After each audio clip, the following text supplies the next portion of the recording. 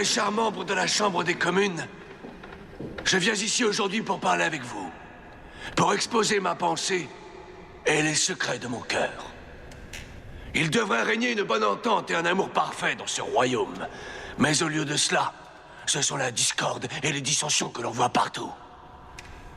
Quel amour et quelle charité rencontre-t-on parmi le clergé quand les uns traitent les autres d'hérétiques et d'anabaptistes et que les autres les traitent en retour de papistes et d'hypocrites?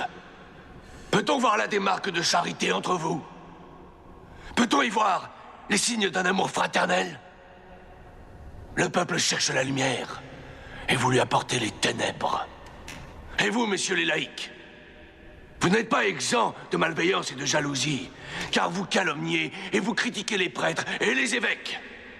Vous osez prendre la liberté de juger le clergé à la seule lumière de vos opinions capricieuses et de vos exposés futiles. Bien qu'il vous soit permis de lire les Saintes Écritures, vous devez comprendre qu'il faut le faire sous contrôle et seulement pour éclairer votre conscience, pas pour en débattre et fabriquer des écritures.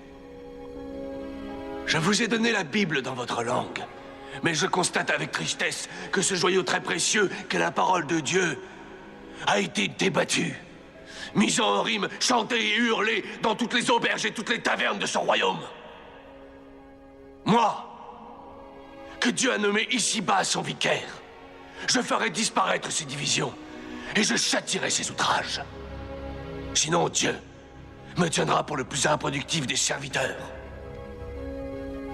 En conséquence, soyez charitables les uns envers les autres, comme un frère avec son frère.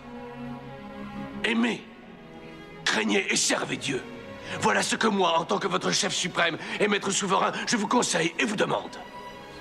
Et j'ai la certitude que cet amour et cette sympathie dont j'ai parlé en commençant ne vont jamais disparaître, ni s'interrompre parmi nous.